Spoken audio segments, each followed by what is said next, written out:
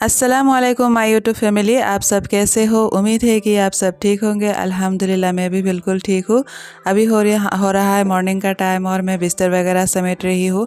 तो पहले ही नाश्ता वगैरह हो गया है हम सब का। आयशा को भी नाश्ता करा के स्कूल भेज दिया है और हसन और अमन को थोड़ी देर बाहर खेलने के लिए दिया है। तो धूप इतनी निकलती नहीं है, फिर भी थोड़ी देर सुबह में खेलने देती हूँ, ताकि नहाने के बाद में उनको बाहर खेलने नहीं देती हूँ। सिर्फ वो मिट्टी से खेलते हैं ना, इसीलिए मैं दोपहर के बाद बाहर खेलने नहीं देती हूँ। तो मॉर्निंग के टाइम ही खेलने देती हूँ। और यहाँ पे मैंने कल कुछ कपड़े धोए थे, ये जेठानी की बेटी के कपड़े हैं। तो उन्होंने यहाँ पे रखे गए थे, उनका लगेज में जगह नहीं था, तो थोड़ा सा गंदा था, तो इनको मैं धो के यहाँ पे रख दी हूँ। जब मेरे जेठी जाएंगे तो उनके साथ भेज दूँगी। और यहाँ पे मछली में काट रही हूँ। ये हम पोठी मांस बोलते हैं, तो इसका नाम हिंदी में मुझे नहीं आता है। तो मैं यहाँ बाहर ही बरामदा में बैठ गई हूँ। अंदर में ऐसे गंदा हो जाता है और मछली का बदबू भी रह जाता है। तो जब भी मछली वगैरह छोटा मछली हो, ज़्यादातर बाहर काटने की कोशिश करती हूँ, लेकिन इतनी दिन मैं अंदर ही काटती थी क्योंकि शूट वगैरह करने में प्रॉब्लम होती है अंदर। तो अभी जबकि सबको पता चल ही गया है, तो इसीलिए मैं बाहर ही काट रही हूँ। और राइस मैंने इंडक्शन में चढ़ा दिया है क्योंकि गैस हो गया था ख़त्म रात को। तो सब्ज़ी मैं चूल्हे पे ही बनाऊँगी। राइस और दूध चाय वगैरह सब मैंने राइस कुकर में बनाया है, और सॉरी इंडक्शन में बनाया है। मैंने बोला कि राइस कुकर में बनाया है। तो अभी मैं सब्ज़ी वगैरह सब कुछ यहाँ घर पे ही किचन में काट के धो धा के सब कुछ मैं बाहर ले जाऊँगी चूल्हे के पास। तो मेरा तो चूल्हा नहीं है, सासू माँ का चूल्हा है, वहाँ पे ही मैं कुकिंग करूँगी। तो इतने दिन मैं वहाँ कुकिंग नहीं की थी क्योंकि उनके साथ ऐसे बातचीत बंद थी ना, इसीलिए। तो अब फ़िलहाल सब कुछ नॉर्मल चल रहा है, इसीलिए मिल बांट के ही चल रहे हैं। यहाँ पे मैंने सब्जियों में आलू लिया है, ब्रोकली लिया है और कच्चा जो केला होता है तो वो भी डाला है। मुझे कच्चे केले की सब्ज़ी ऐसे पसंद नहीं है, सालन, फिर भी एक था तो मैंने सोचा कि दे ही देती हूँ, ख़राब हो जाएगा इसीलिए। लेकिन बनाने के बाद अच्छा ही लगा। तो कभी कभी ऐसा होता है ना, कोई चीज़ हम देख के ही बोलते हैं इसको नहीं खाना है, ये चीज़ नहीं खानी है, लेकिन एक बार खा के देखना अच्छा ही लगता है बाद में। ऐसे मेरे साथ बहुत बार हो चुका है। और यहाँ पे मैं सब सब्जियों को ना एक बार गर्म पानी से ऐसे एक बॉईल लाऊंगी, क्योंकि आजकल कितने ऐसे खाद वगैरह होते हैं ना, तो इनमें तो गर्म पानी से ये निकल जाता है।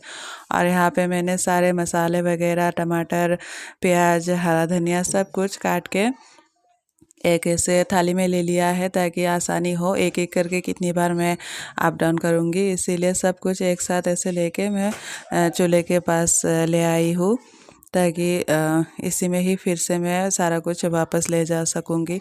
और यहाँ पे चढ़ा दिया है। मछली को मैंने फ्राई कर लिया था, तो उसका शूट नहीं किया है, इंडक्शन में ही फ्राई करके यहाँ पे ले आई हूँ। अभी सिर्फ सब्जी को ही चढ़ाऊँगी यहाँ पे। चूल्हे पे खाना बनाने का मुझे बहुत शौक़ है, लेकिन मुझे चूल्हा बनाना आता नहीं है। ये सासू माँ का चूल्हा है और मेरा तो जगह भी ऐसे नहीं है, मैं कहाँ पे चूल्हा बनाऊँ। फिर भी मैंने कुछ दिन पहले सोचा था, जिस साइड में मैंने गार्डन एरिया बनाया है उसी साइड में एक कॉर्नर में एक चूल्हा बनाऊंगी। लेकिन यहाँ पे जो हमारा यहाँ रास्ता है, वो जो मेन रोड होने वाला है कुछ ही दिन में, तो अगर ये रोड हो गया तो हमें यहाँ से जाना पड़ेगा। तो देखती हूँ, अगर यहाँ पे नहीं होता है, हम रहते हैं, तो मैं एक चूल्हा बनाऊंगी मेरे घर के सामने। और अगर जाना पड़े तो देखते हैं। तो हस्बैंड का दूसरा जो ज़मीन है मैंने दिखाया था, सेकंड वाइफ रहती है, तो शायद वहीं पे ही जाना पड़ेगा। तो जाना का मन भी नहीं है, और अगर ऐसे रास्ता हुआ, यहाँ पे रोड हुआ, तो मजबूरी में भी जाना पड़ेगा। तो कैसे रहूँगी, ऐसे मैं सोच ही नहीं पा रही हूँ, क्योंकि कुछ लोगों को मुझसे बहुत प्रॉब्लम है, मैं कैसे रहती हूँ, कैसे बात करती हूँ, क्यों हिंदी बोलती हूँ, क्यों ऐसे दिखाती हूँ, क्या मैं बहुत दिखावा करती हूँ, मैं अमीर होने का दिखावा करती हूँ, लॉयर क्लास भी नहीं, मैं भिखारी हूँ, ये हूँ वो हूँ, जो भी हूँ। मैं तो जो भी दिखाती हूँ आप लोगों को तो पता ही है, मैं कब आप लोगों के साथ मैंने अमीरी दिखाई है और कब मैंने आप लोगों को दिखाया है कि मैं बहुत बड़ी लोग हूँ, बड़ा औहदा है मेरा। तो आप लोग ही बताना को अंधी को कि मैंने कब आप लोगों को ये दिखाया है। तो आज मैं जो बोल रही हूँ ना, तो भी उसको आग लगेगी, क्योंकि मैं जो भी करती हूँ उसको आग लगती है, पता नहीं क्यों। तो मेरे हिंदी में उसको इतनी आग क्यों लगती है मुझे भी पता नहीं, शायद बेचारी को समझ नहीं आती है मैं क्या बोलती हूँ।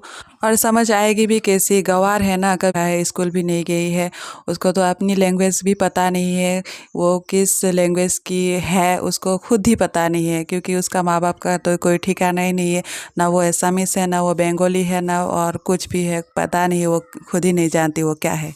तो हिंदी कैसे समझ आएगी बेचारी को। तो तुझे अगर समझ नहीं आती तो मैं क्या करूँ, तू मत देख, तो मत देख। मेरी जो बहनें हैं, सिस्टर लोग हैं, सबको समझ आती है, चाहे मैं टूटा फूटा हिंदी बोलूँ फिर भी उनको समझ आ जाती है, और वो लोग मेरे बातों का रिप्लाई भी देते हैं, कमेंट भी करते हैं, सब कुछ करते हैं। तो तुझे इतना क्या प्रॉब्लम है पता नहीं। मुझसे तुझे इतनी प्रॉब्लम भी है, और मैं जो करती हूँ तुझे उसकी नकल भी करनी होती है, जो भी मैं करूँ, जो भी मैं सीखूँ, जो भी सबका नकल तुझे करनी होती है। तो मैंने चैनल खोली तो तुमको भी चैनल खोलनी है, मैंने कुकिंग का चैनल खोला था तो तुझको भी कुकिंग का चैनल ही खोलना था। अभी मैं ब्लॉगिंग कर रही हूँ तो तुझे भी ब्लॉगिंग करनी है। और मैंने बेकिंग सीखी, मैंने केक बनाना सीखा, तो तुझे भी केक बनाना सीखना है।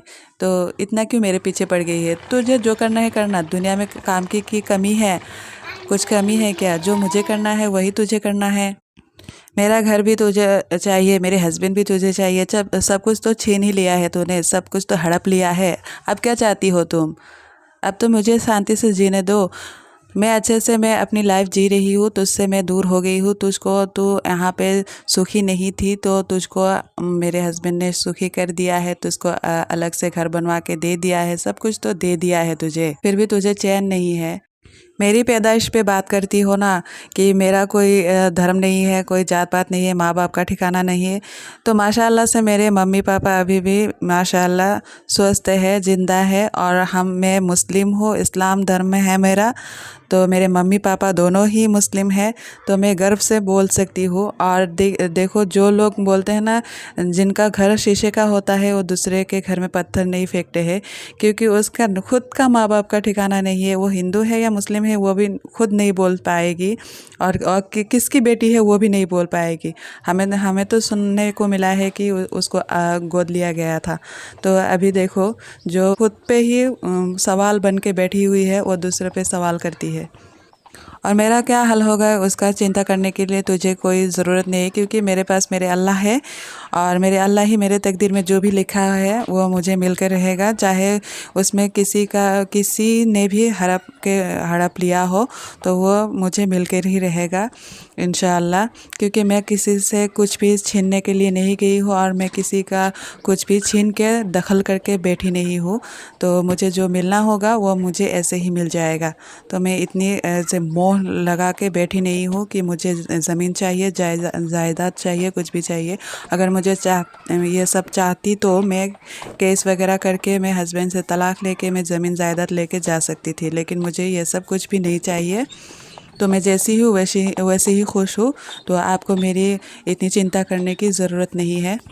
और मेरी जितनी भी यूट्यूब फैमिली है, छोटी ही हो, तो मेरी जितने भी सिस्टर है, आप लोग प्लीज़ आज बुरा मत मानना, क्योंकि मुझे इतना मजबूर कर दिया था ना उसने, इसीलिए मुझे इतना सारा ऐसे बकना पड़ा, पता नहीं। लेकिन आप लोगों ने मुझे समझाया था कि उस चुड़ैल के बारे में बात नहीं करने के लिए, और मैंने इतनी दिन बात नहीं भी किया भी नहीं था।